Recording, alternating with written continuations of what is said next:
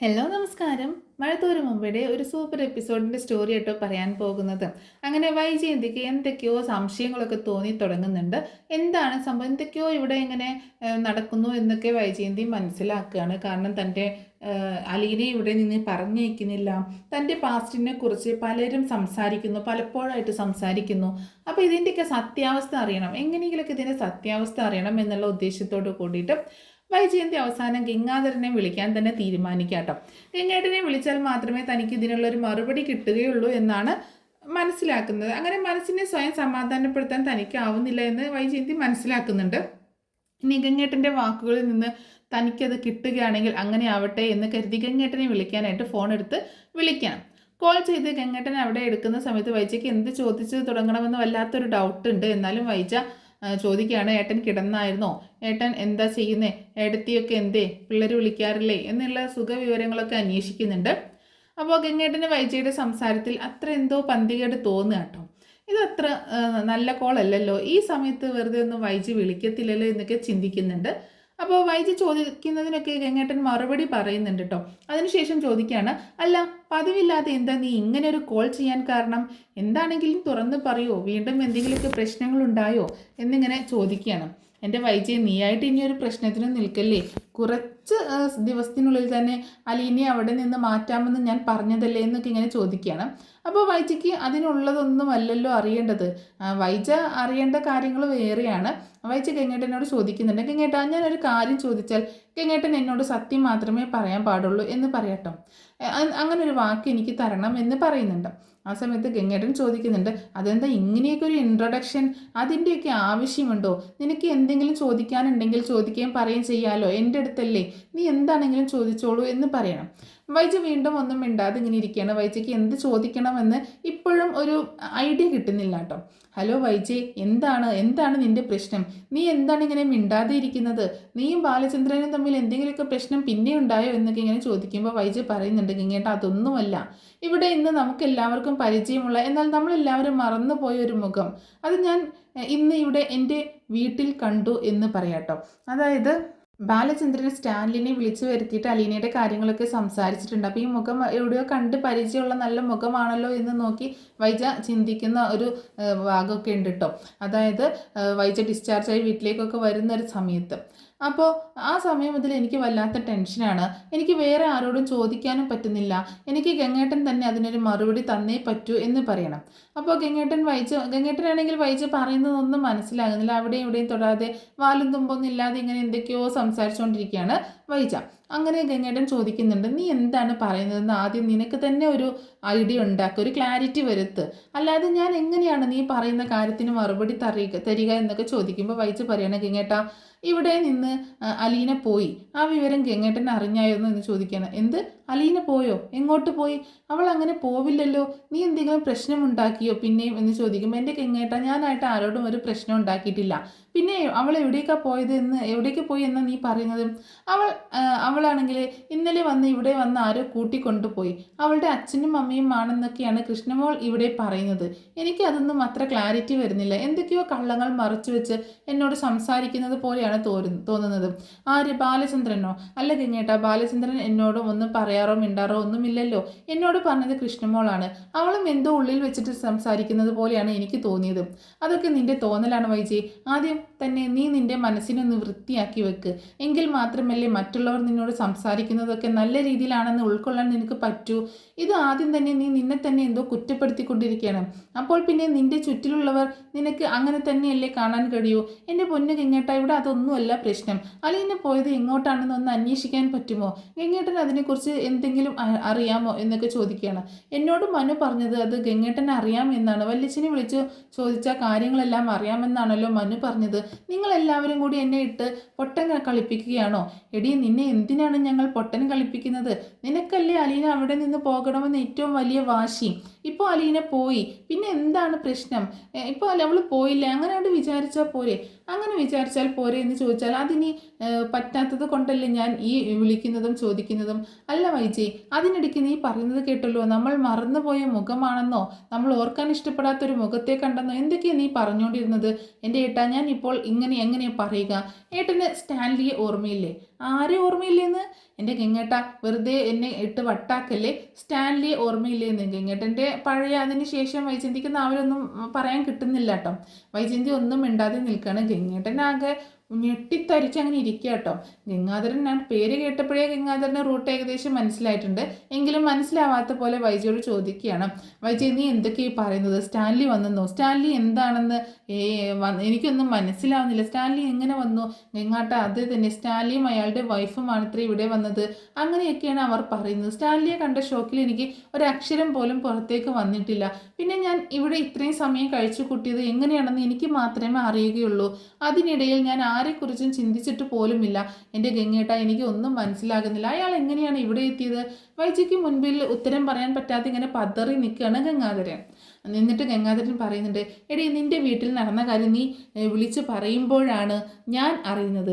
അതിനിടയിൽ അലീനയെ കൊണ്ടുപോകാൻ ആരെങ്കിലും ഏൽപ്പിച്ചതോ ഒന്നും ഞാൻ അറിഞ്ഞിട്ടില്ല എന്നിങ്ങനെ പറയട്ടോ. നിന്റെ ചോദ്യവും മറുപടിയും ഉത്തരങ്ങളും ഒക്കെ കേട്ടാൽ തോന്നും ഞാൻ എന്തോ ആളെ വിട്ട് അലീനയെ അവിടെ നിന്ന് കൊണ്ടുപോയിച്ചതുപോലെ ഉണ്ടല്ലോ. അല്ലെങ്കിൽ തന്നെ എനിക്കെന്ത് കാര്യമുണ്ട്? ഗംഗേട്ടൻ, ഞാൻ അതൊന്നുമല്ല ഉദ്ദേശിച്ചത്. സ്റ്റാൻലി എങ്ങനെ ഇവിടെ എത്തി എന്ന് ചോദിക്കുകയാണ്. മനുവിനെ വിളിച്ച് ഞാൻ ചോദിച്ചപ്പോൾ മനു എന്നോട് പറഞ്ഞത് ഗംഗേട്ടന് മാത്രമേ അറിയുകയുള്ളൂ. വേണമെങ്കിൽ ആൻറ്റി വല്യച്ഛനെ വിളിച്ച് ചോദിച്ചോളാനാണ്. ഇതിൻ്റെയൊക്കെ അർത്ഥം എന്താ? ഗംഗേട്ടൻ ആകെ ഞെട്ടിപ്പോവുക കേട്ടോ. ഗംഗേട്ടൻ ഒട്ടും പ്രതീക്ഷിച്ച കാര്യമില്ല ഇങ്ങനെ കറങ്ങി തിരിഞ്ഞ് വന്നിരിക്കുന്നത്. അപ്പോൾ ഗംഗേട്ടൻ പറയുന്നുണ്ട്, എനിക്ക് മറ്റൊരു കോള് വരുന്നുണ്ട്, ഞാൻ നിന്നെ ഇപ്പോൾ തിരിച്ചു വിളിക്കാം എന്ന് പറഞ്ഞ് കോള് കട്ട് ചെയ്യുകയാണ്. വൈജയന്തി അപ്പോൾ തന്നെ ഗംഗേട്ടൻ ആകെ ടെൻഷനായിട്ടിരിക്കട്ടെ. വൈജയനാണ് ടെൻഷനായിട്ടിരിക്കുകയാണ്. ഗംഗാധരനാണെങ്കിൽ പെട്ടെന്ന് ബാലചന്ദ്രനെ വിളിക്കുകയാണ്. ബാലചന്ദ്രനെ വിളിക്കുമ്പോൾ ഉറക്കത്തിലേക്ക് പോയിട്ടുണ്ടാവും കേട്ടോ. കോള് വന്ന ശബ്ദം കേട്ടിട്ട് അറ്റൻഡ് ചെയ്യണം. ഹലോ ബാലേന്ദ്ര, താൻ ഉറങ്ങിയായിരുന്നു എന്ന് ചോദിക്കുമ്പോൾ ഇല്ല ഗംഗേട്ടൻ, എന്താ കാര്യം? ഞാൻ ഉറക്കത്തിലേക്ക് ഇങ്ങനെ എന്നാലും കുഴപ്പമില്ല ഗംഗേട്ടൻ പറഞ്ഞു എന്ന് പറയണം. എടോ, അവിടെ എന്തൊക്കെയാണ് നടക്കുന്നത്? അവിടെ എന്താ ഉണ്ടായത് പ്രശ്നം? അത് ശരി, ഇവിടുത്തെ പ്രശ്നങ്ങളൊക്കെ ഇത്ര നേരത്തെ ഗംഗേട്ടൻ അറിഞ്ഞോ? അതെന്തായാലും കൊള്ളാം. അല്ല, ഗംഗേട്ടൻ എന്തൊക്കെയാണ് അറിഞ്ഞത് എന്നിങ്ങനെ ചോദിക്കണം. എന്താ അവിടെ പ്രശ്നം എന്ന് ഉദ്ദേശിച്ചത് എന്നൊക്കെ എനിക്ക് വ്യക്തമാക്കി പറഞ്ഞു തന്നാലല്ലേ അതിന് മറുപടി തരാൻ പറ്റൂ. എൻ്റെ പൊന്ന് ബാലചന്ദ്ര, ഈ നട്ടപ്പാതിരാത്രി വെറുതെ കിടന്ന് എന്നെ പൊട്ടനാക്കരുത്. നിങ്ങൾ എന്താണെന്ന് വെച്ചാൽ ഉള്ളതുപോലെ പറയൂ.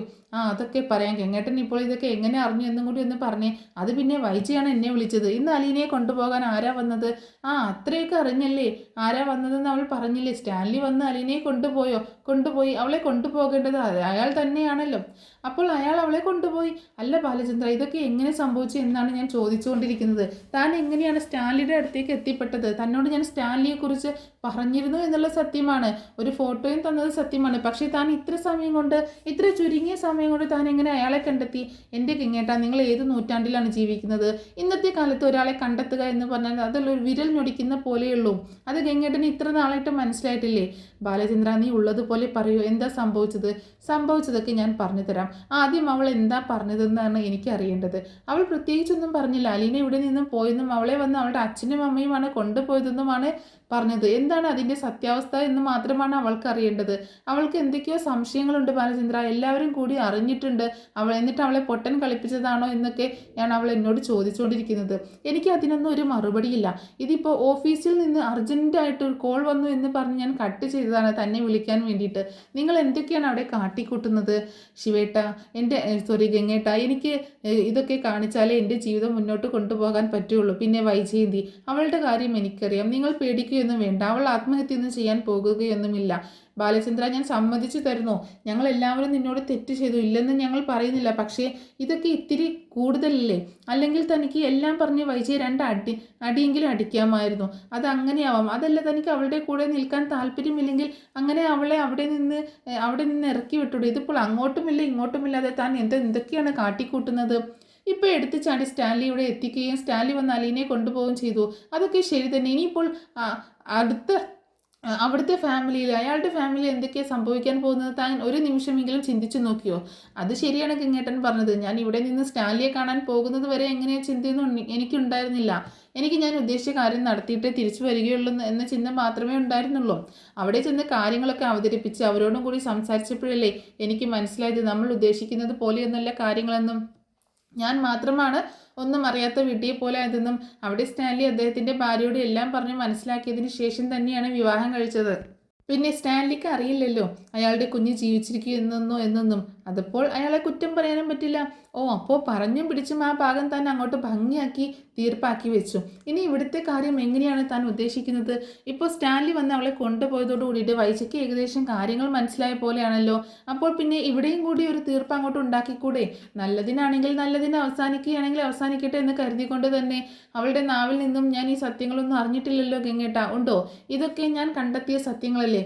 അതുപോലെ അവൾക്ക് അതിനുള്ള തൻ്റെടോ സാമർത്ഥ്യം ഒക്കെ ഉണ്ടെങ്കിലും അവളും കണ്ടെത്തിക്കോട്ടെ. എല്ലാം മനസ്സിലാക്കിയിട്ട് തന്നെയാണ് ഒരു ഭർത്താവിൻ്റെ വേഷം കെട്ടി അവളുടെ കൂടെ ഇപ്പോഴും ഞാൻ ജീവിക്കുന്നതെന്ന് മനസ്സിലാക്കാൻ മാത്രമുള്ള തൻ്റെ ഇടമുണ്ടെങ്കിൽ അങ്ങ് മനസ്സിലാക്കട്ടെ. എന്നാൽ പിന്നെ ഇതിനെല്ലാത്തിനും ഒരു അവസാനമുള്ളതുപോലെ ഞാൻ തന്നെ ഇപ്പോൾ വിളിച്ചു പറയട്ടെ ബാലചന്ദ്ര, ഇത് ഇങ്ങനെ നീട്ടിക്കൊണ്ടു പോയിട്ട് എന്തുപകാരം, ആർക്ക് എന്തുപകാരം ഉണ്ടാവാനാണ് പോകുന്നത്? കിങ്ങേട്ട, അതൊക്കെ നിങ്ങളുടെ ഇഷ്ടമാണ്. അത് പറയണോ വേണ്ടേ എന്നുള്ളതെല്ലാം നിങ്ങളുടെ തീരുമാനമാണ്. പക്ഷേ ഇതിന് പുറമെ മറ്റെന്തെങ്കിലും സംഭവിച്ചാൽ അതിന് എന്നെ കുറ്റം പറഞ്ഞിട്ട് കാര്യമില്ല. അത് ഞാൻ ഏറ്റെടുക്കാനും തയ്യാറല്ല. അപ്പോൾ വൈജ പറഞ്ഞതൊക്കെ സത്യം തന്നെയാണ്. സ്റ്റാൻലിയാണ് വന്നതെന്നും സ്റ്റാൻലിയുടെ കൂടെ ഭാര്യ ഉണ്ടായിരുന്നുവെന്നും അലീനയെ അവർ ഇവിടെ നിന്ന് കൂട്ടിക്കൊണ്ടുപോയെന്നും പറഞ്ഞത് സത്യമാണല്ലേ? അതെ, ഞാൻ സമ്മതിക്കുന്നു. ഇനിയുള്ള തൻ്റെ തീരുമാനമെങ്കിലും എന്നോട് പറയാൻ പറ്റുമോ എന്ന് ബാലചന്ദ്രനോട് ചോദിക്കുമ്പോൾ, എനിക്ക് അങ്ങനെ അങ്ങോട്ട് പറയാൻ മാത്രമുള്ള തീരുമാനങ്ങളൊന്നുമില്ല. അവൾ കുറച്ചുനാൾ അവളുടെ അച്ഛൻ്റെ കൂടെ നിൽക്കണം. അത് കഴിഞ്ഞ് അവൾ ഇവിടേക്ക് തന്നെ തിരിച്ചു വരും. ഇവിടെ നിന്നും അവൾ ആഗ്രഹിക്കുന്ന പോലെ അവളെ മറ്റൊരാൾക്ക് വിവാഹം കഴിച്ചു കൊടുക്കണം. അങ്ങനെയൊക്കെ തന്നെയല്ലേ ഞാൻ ആഗ്രഹിച്ചിട്ടുള്ളൂ. പിന്നെ ഇതൊക്കെ അതിൻ്റെ ഇടയിൽ നടക്കുന്ന ഓരോ കുസൃതികളല്ലേ? അതൊക്കെ അങ്ങോട്ട് പോട്ടെ. 23 വർഷം ചതിക്കപ്പെട്ട ഒരു ഇരയായിട്ട് ഞാൻ ഇവിടെ ജീവിക്കുമൊക്കെ ആയിരുന്നില്ലേ? അപ്പോൾ ഇത് നിങ്ങൾക്കൊക്കെ ഒരു ത്രില്ലിംഗ് പോലെയുള്ള, നിങ്ങൾക്കൊക്കെ കണ്ട് രസിക്കാൻ പറ്റുന്ന ഒരു കാര്യമല്ലേ? അതല്ലേ ഒരു രസം. എനിക്ക് കഴിയില്ല ബാലചന്ദ്ര തന്നോട് സംസാരിച്ചു നിൽക്കാനായിട്ട്. ഞാൻ ഇപ്പോൾ എന്ത് പറയണമെന്നും തനിക്കൊരു മറുപടി എനിക്ക് തരാൻ പറ്റുമോ? വൈജിയോട് ഞാൻ എന്താ പറയേണ്ടത്? ഗംഗേട്ടൻ എന്ത് വേണമെങ്കിലും പറഞ്ഞോളൂ. ഞാൻ അവളുടെ അച്ഛനെയും അമ്മയെയും കണ്ടെത്തി കൊണ്ടുവന്നതാണെന്നോ അല്ലെങ്കിൽ അത് തന്നെയാണ് അവളുടെ അച്ഛൻ എന്നോ അയാളിലുണ്ടായിരുന്ന ആദ്യത്തെ ഒരു കാമുകിയിൽ ജനിച്ച മകളായിരുന്നു എന്നോ ബാക്കിയൊക്കെ അവൾ വേണമെങ്കിൽ ഊഹിച്ചെടുക്കട്ടെ. നിങ്ങൾക്ക് എന്ത് വേണമെങ്കിലും പറയാം. ഇതിപ്പോൾ ഞാനാണ് കുടുങ്ങിയിരിക്കുന്നത്. അല്ല ഗംഗേട്ട, അതെങ്ങനെയാണ് നിങ്ങൾ ഇതിൽ പെട്ടുപോയത്? ഞാൻ അവളോടൊന്നും പറഞ്ഞിട്ടുണ്ടായിരുന്നില്ലല്ലോ. അത് ആ മനുവിനെ എങ്ങാണ്ട് അവൾ വിളിച്ചു ചോദിച്ചപ്പോഴാണ് മനു പറഞ്ഞത് ഇത് ഞാനാണ് അഡ്രസ്സ് കൊടുത്തതെന്നും ഒക്കെ ഞാനാണ് കണ്ടെത്തിയതും എന്തൊക്കെയോ പറഞ്ഞു അത്രേ. അവൾ അതറിയാൻ വേണ്ടിയിട്ട് എന്നെ വിളിച്ചു. ഓ, അപ്പോൾ എന്തായാലും ഞാൻ ഉദ്ദേശിച്ച പോലെയൊക്കെ കാര്യങ്ങൾ വന്നെത്തിയില്ലേ ഗംഗേട്ട? താൻ ഉദ്ദേശിച്ച കളികളൊക്കെ തന്നെ നടക്കുന്നുണ്ട്. എന്തായാലും ഞാൻ കോൾ കട്ട് ചെയ്യുകയാണ് ബാലേന്ദ്ര. ഞാൻ എന്തായാലും ഒന്നുകൂടി വിളിച്ചു നോക്കട്ടെ അവളെ. എന്തെങ്കിലും വായിൽ തോന്നുന്നത് പറഞ്ഞ് ഞാൻ എൻ്റെ തടിത്തപ്പും അത്ര തന്നെ. അങ്ങനെ പറഞ്ഞ് ഗംഗാധരൻ ഫോൺ കട്ടാക്കുകയാണ്. പറഞ്ഞ പോലെ തന്നെ വൈജയെ തിരിച്ചു വിളിക്കുകയാണ്. കോൾ എടുത്തപാടെ വൈജ പറയുന്നുണ്ട്, ഞാൻ വിചാരിച്ചത് ഇനി എന്നെ തിരിച്ചു വിളിക്കില്ലെന്നായിരുന്നു. എൻ്റെ ചോദ്യങ്ങളിൽ നിന്ന് ഗംഗേട്ടൻ ഒഴിഞ്ഞു മാറിയതെന്നാണ് ഞാൻ വിചാരിച്ചത്. എവിടെ പോയതായിരുന്നു എന്ന് ചോദിക്കും. അത് ഓഫീസിൽ നിന്നൊരു കോൾ വന്നിട്ട് പോയതാണ് വൈജയെ, അല്ലാതെ നീ ചോദിക്കുന്നതിന് മറുപടി പറയാതിരിക്കാൻ പോയതൊന്നുമല്ല എന്ന് കള്ളം പറയാട്ടോ. അങ്ങനെ എന്നിട്ട് ഗംഗേട്ടൻ പറയാണ്, ആ വൈജയ നീ ചോദിച്ച കാര്യം, അത് സ്റ്റാൻലിയെക്കുറിച്ച് ബാലചന്ദ്രൻ എന്നെ വിളിച്ച് ചോദിച്ചിരുന്നു. അതെങ്ങനെയാണ് ബാലചന്ദ്രൻ വിളിച്ച് ചോദിക്കുന്നത്? അതെന്തിനാ അങ്ങനെ വിളിച്ച് ചോദിക്കാനുണ്ടായ കാര്യം? നീ കിടന്ന് പിടക്കാതെ, ഞാൻ പറഞ്ഞു വരികയല്ലേ. അതെ, ഈ നമ്മുടെ അലീന ഉണ്ടല്ലോ, അലീനയുടെ ബാക്ക്ഗ്രൗണ്ടൊക്കെ തപ്പിപ്പോയ കൂട്ടത്തിൽ ബാലചന്ദ്രനോട് ആരോ പറഞ്ഞുവെന്ന്. അത് ആരോ അല്ല, രേവതിക്കുട്ടിയുടെ പാരൻസ് ഇല്ലേ, ഇപ്പോൾ ഉള്ള പാരൻസ്, ആ മാമച്ചായൻ. പുള്ളിക്കാരൻ എന്തോ അന്വേഷണത്തിനൊടുവിൽ കണ്ടെത്തിയതാണെന്നാണ് പറഞ്ഞത്. ആളും ഒരു എക്സ് മിലിറ്ററി ആണല്ലോ. അപ്പോൾ ആൾക്ക് ആരുടെയൊക്കെയോ പരിചയത്തിൽ സ്റ്റാൻലിയുടെ അഡ്രസ്സ് കിട്ടിയിരുന്നു. അപ്പോൾ അഡ്രസ്സ് കിട്ടിയപ്പോൾ എന്നെ വിളിച്ചിട്ട് അറിയുമോ, എങ്ങനെയാണ് അറിയുക, എങ്ങനെയുണ്ട് ആൾ എന്നൊക്കെ ചോദിച്ചു. അപ്പോൾ ബാലചന്ദ്രൻ്റെ അറിവിൽ ഈ സ്റ്റാൻലിയുടെ ഒരു കാമുകിയുടെ മകളാണ് അലീന. അത് കാമുകി ഉപേക്ഷിച്ചു പോയ സമയത്ത് ഇവർ എന്തോ കുട്ടിയെ ഓർഫനേജിൽ ആക്കിപ്പോയി. അങ്ങനെയൊക്കെയാണ് അത്രേ പറഞ്ഞുണ്ടാക്കിയത്. അങ്ങനെ തപ്പിപ്പിടിച്ച് ഇവിടെ എത്തി. അവിടെ ചെന്ന് സ്റ്റാൻലിയോട് കാര്യങ്ങളൊക്കെ പറഞ്ഞപ്പോൾ സ്റ്റാൻലി സമ്മതിച്ചു. ആദ്യ ഭാര്യയിൽ ഉണ്ടായ കുഞ്ഞാണ്. അപ്പോൾ തൻ്റെ ഭാവിക്ക് അത് ദോഷം ചെയ്യുമെന്നായപ്പോൾ കാമുകി ഉപേക്ഷിച്ച് പോയി പ്രസവം കഴിഞ്ഞിട്ട്. അപ്പോൾ കുഞ്ഞിനെ കൊണ്ടുപോയി പുള്ളി ഓർഫനേജിലാക്കുകയാണ് ഉണ്ടായതെന്ന്. അല്ല, അതെങ്ങനെയാണ്, ഇതെന്തൊക്കെയാണ് നിങ്ങൾ ഈ പറയുന്നത്? ഗംഗേട്ടൻ പറഞ്ഞു ഒപ്പിച്ച ആ നുണക്കഥകളൊന്നും തന്നെ വൈജയ്ക്ക് വിശ്വസിക്കാൻ കഴിയുന്നില്ല കേട്ടോ. കാരണം വൈജിയും സ്റ്റാൻലിയും സ്നേഹിച്ച് ജീവിക്കുന്ന സമയത്ത് ഇവർ പരസ്പരം വളരെ സ്നേഹത്തിലായിരുന്നല്ലോ. ആ സമയത്ത് ഇങ്ങനൊരു ചതി തന്നോട് മറ്റൊരു സ്ത്രീയുമായിട്ട് ഒരു ബന്ധം സ്റ്റാൻലിക്ക് ഉണ്ടാകുമെന്നൊന്നും വൈജി പ്രതീക്ഷിക്കുന്നില്ല. അപ്പോൾ വൈജി ചോദിക്കുന്നുണ്ട്, ഗംഗേട്ടൻ നുണ പറയുകയാണ് എന്നോട്. ഗംഗേട്ടൻ ഈ പറഞ്ഞതൊക്കെ പച്ചക്കള്ളമാണ്. ബാലചന്ദ്രൻ എന്തൊക്കെയോ മനസ്സിലാക്കിയിട്ടുണ്ട് അല്ലേ ഗംഗേട്ട? വൈജ വല്ലാതെ തളർന്നുകൊണ്ടാണ് ഗംഗേട്ടനോട് അതങ്ങനെ ചോദിച്ചത്. അത് കേട്ടപ്പോൾ ഗംഗേട്ടന് വല്ലാത്തൊരു ടെൻഷനാവാണ്. ഇനി ഈ രാത്രിയാണ്, ആർക്കും ഒന്നും ചെയ്യാൻ കഴിയില്ല, ഇനി ഇതെല്ലാം കൂടി അറിഞ്ഞിട്ട് അവൾ എന്തെങ്കിലും അവിവേകം കാണിക്കുമോ എന്നുള്ള പേടിയൊക്കെ ഉണ്ട്. അപ്പോൾ ഗംഗേട്ടൻ പറയാണ്, വൈജയ് നീ എന്തൊക്കെയാ ഈ പറയുന്നത്? ബാലചന്ദ്രൻ എന്തറിഞ്ഞിട്ടുണ്ടാവും എന്നാ നീ പറയുന്നത്? അല്ലെങ്കിൽ തന്നെ എന്താ നീ ഉദ്ദേശിക്കുന്നത്? അല്ല, ഞാനും സ്റ്റാൻലിയും എന്ന് പറഞ്ഞ് മുഴുമിപ്പിക്കാതെ നിർത്തുക കേട്ടോ. അപ്പോൾ മിണ്ടാതെ നിൽക്കുമ്പോൾ ഗംഗേട്ടൻ പറയണം, എൻ്റെ പൊന്നു വൈജയ് അങ്ങനെയൊന്നും സംഭവിച്ചിട്ടില്ല. അല്ലെങ്കിൽ തന്നെ അങ്ങനെ പറയാൻ മാത്രം എന്താ ഉണ്ടായത്? അങ്ങനെയൊന്നും നീ വിചാരിക്കേണ്ട, അതൊക്കെ കഴിഞ്ഞു പോയ കാര്യങ്ങളല്ലേ. അത് ഇപ്പോൾ കുത്തിപ്പൊക്കാൻ എന്താ ഉണ്ടായേ? അലീന ഇപ്പോൾ ആരാണ് ഗംഗേട്ട? അലീനയെ വന്ന് സ്റ്റാൻലി കൊണ്ടുപോകേണ്ട കാര്യം എന്താണ്? സ്റ്റാൻലി പറഞ്ഞ ആ പഴയ കാമുകി അത് ഞാൻ തന്നെയല്ലേ? അതെങ്ങനെ നീയാകും വൈജയ്? അങ്ങനെയാണെങ്കിൽ ആ കുഞ്ഞ് നിൻ്റേതാണെന്നാണോ? അങ്ങനെയാണോ നീ പറഞ്ഞു വരുന്നത്? അതല്ല, അതെങ്ങനെ ശരിയാകും? വൈജ പ്രസവിച്ച കുഞ്ഞ് അലീനയോ? ഗംഗേട്ടൻ എന്തൊക്കെയാ പറയുന്നത്? അതൊന്നും അല്ലല്ല, അങ്ങനെയൊന്നുമല്ല. വൈജ ആകെ ഒരു വെപ്രാളത്തോട് കൂടിയിട്ട് ഇങ്ങനെ പറയാൻ തുടങ്ങിയപ്പോൾ ഗംഗേട്ടൻ വൈജയോട് പറയണം, വൈജയ് നീ ഒന്ന് സമാധാനപ്പെട്, നീ ഒന്ന് കൂളാവ്, നീ വിചാരിക്കുന്നത് പോലെയൊന്നും അവിടെ സംഭവിച്ചിട്ടില്ല. ബാലചന്ദ്രൻ അലീനെ അവിടെ നിന്ന് ഒഴിവാക്കാൻ വേണ്ടിയിട്ട് അന്വേഷിച്ച് നടന്നു അവളുടെ പേരൻസ് ആരെങ്കിലും ജീവിച്ചിരിപ്പുണ്ടോ എന്ന്. അങ്ങനെ അന്വേഷിച്ചു കണ്ടെത്തിയതാണ് അവർ, അല്ലാതെ നീ പ്രതീക്ഷിക്കുന്ന പോലെയൊന്നുമല്ല. അതിന് സ്റ്റാൻലി എന്തൊക്കെയോ കള്ളത്തരങ്ങൾ പറഞ്ഞു ഒപ്പിച്ചു, അത് ബാലചന്ദ്രൻ വിശ്വസിക്കുകയും ചെയ്തു, അത്രമാത്രം സംഭവിച്ചിട്ടുള്ളൂ. അങ്ങനെ ഉറപ്പുണ്ടോ ഗംഗേട്ടനെ എന്ന് ചോദിക്കുമ്പോൾ, ഇല്ല ഗംഗേട്ടാ, ഇത് ഞാൻ വിശ്വസിക്കില്ല. ഇവിടെ സംഭവിച്ചിരിക്കുന്നത് ഇത് മാത്രമല്ല, മറ്റെന്തൊക്കെയോ സംഭവിച്ചിട്ടുണ്ട്. അത് ഞാൻ അന്വേഷിച്ച് കണ്ടെത്തുക തന്നെ ചെയ്യും. ഇന്ന് അലീന പോയപ്പോൾ എന്നെ നോക്കിയ നോട്ടം, അതിലെന്തൊക്കെയോ ഒളിഞ്ഞിരിക്കുന്നുണ്ടെന്ന് എനിക്ക് ആ നിമിഷം മനസ്സിലായതാണ്. അതെന്താണെന്ന് കണ്ടെത്താതെ ഇനി എനിക്കൊരു സമാധാനമില്ല. നിങ്ങളെല്ലാവരും കൂടി എന്നെ ചതിച്ചതാണ്. ഇതിനുള്ളിൽ ഞാൻ അറിയാത്തതായിട്ട് ഒരു വലിയ കഥ ഒളിഞ്ഞിരിപ്പുണ്ടെന്ന് എനിക്ക് ഇന്ന് തോന്നിയിട്ടുണ്ട്. ആരെ വിളിച്ചാലാണ് അതിനൊരു ഉത്തരം കിട്ടുക എന്ന് അറിയാനാണ് ഞാൻ മനുവിനെ വിളിച്ചത്. മനുവും എന്നോടൊന്നും വിട്ടു പറഞ്ഞില്ല. മനുവിനും അറിയാമെന്ന് അവൻ്റെ സംസാരത്തിൽ നിന്ന് ഞാൻ അപ്പോഴേ മനസ്സിലാക്കി. ഗംഗേട്ടനും അത് ഒളിപ്പിച്ചു എന്നെ ഒളിപ്പിച്ചു വെക്കുകയാണ്. എല്ലാവരും ഒളിപ്പിച്ചു വെച്ചു. 23 വർഷമായിട്ട് നിങ്ങൾ എന്നെ പറ്റിച്ചു കൊണ്ടിരിക്കുകയാണെന്ന് ഞാൻ ഇതിനെ അവസാനം മനസ്സിലാക്കിയാൽ പിന്നെ നിങ്ങൾ ആരും ഈ വൈജയന്തിയെ കാണില്ല.